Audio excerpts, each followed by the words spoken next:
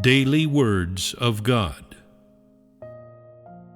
During the last days, God has come chiefly in order to speak His words. He speaks from the perspective of the Spirit, from the perspective of man, and from the perspective of the third person.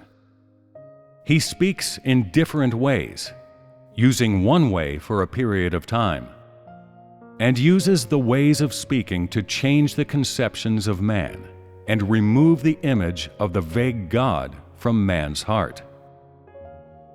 This is the main work done by God. Because man believes that God has come to heal, to cast out demons, to perform miracles, and to bestow material blessings upon man, God carries out this stage of work, the work of chastisement and judgment, in order to remove such things from the conceptions of man, so that man may know the reality and normality of God, and so that the image of Jesus may be removed from his heart and replaced by a new image of God. As soon as the image of God within man becomes old, then it becomes an idol. When Jesus came and carried out that stage of work, He did not represent the entirety of God. He performed some signs and wonders, spoke some words, and was ultimately crucified, and He represented one part of God. He could not represent all that is of God, but represented God in doing one part of God's work. That is because God is so great and so wondrous and is unfathomable, and because God only does one part of His work in every age.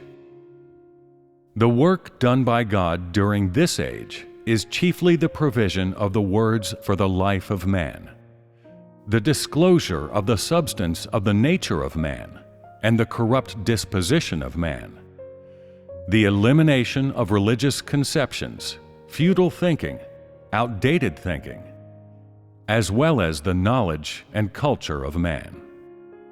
This must all be laid bare and cleansed away through the words of God. In the last days, God uses words and not signs and wonders to make man perfect. He uses His words to expose man, to judge man, to chastise man, and to make man perfect, so that in the words of God, man comes to see the wisdom and loveliness of God, and comes to understand the disposition of God, so that through the words of God, man beholds the deeds of God. During the age of law, Jehovah led Moses out of Egypt with His words, and spoke some words to the Israelites.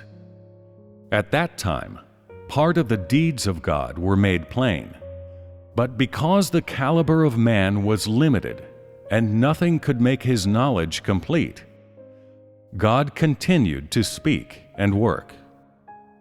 In the age of grace, man once more saw part of the deeds of God. Jesus was able to show signs and wonders, to heal and cast out demons, and be crucified, 3 days after which He was resurrected and appeared in the flesh before man. Of God, man knew no more than this. Man knows as much as is shown to him by God. And if God were to show nothing more to man, then such would be the extent of man's delimitation of God. Thus, God continues to work, so that man's knowledge of Him may become deeper, and so that he may gradually come to know the substance of God. God uses His words to make man perfect. Your corrupt disposition is disclosed by the words of God, and your religious conceptions are replaced by the reality of God. God incarnate of the last days has chiefly come to fulfill the words that, the Word becomes flesh, the Word comes into the flesh, and the Word appears in the flesh. And if you do not have a thorough knowledge of this, then you will still be unable to stand fast.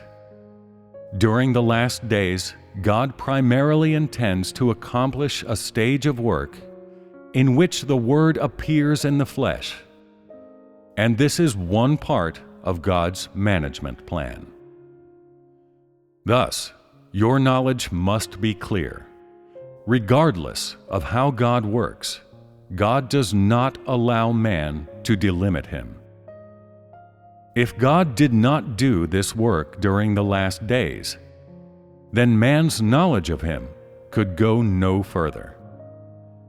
You would only know that God can be crucified and can destroy Sodom, and that Jesus can be raised from the dead and appear to Peter. But you would never say that God's words can accomplish all and can conquer man. Only through experiencing God's words can you speak of such knowledge. And the more of God's work that you experience, the more thorough your knowledge of Him will become. Only then will you cease to delimit God within your own conceptions. Man comes to know God by experiencing His work, and there is no other correct way to know God.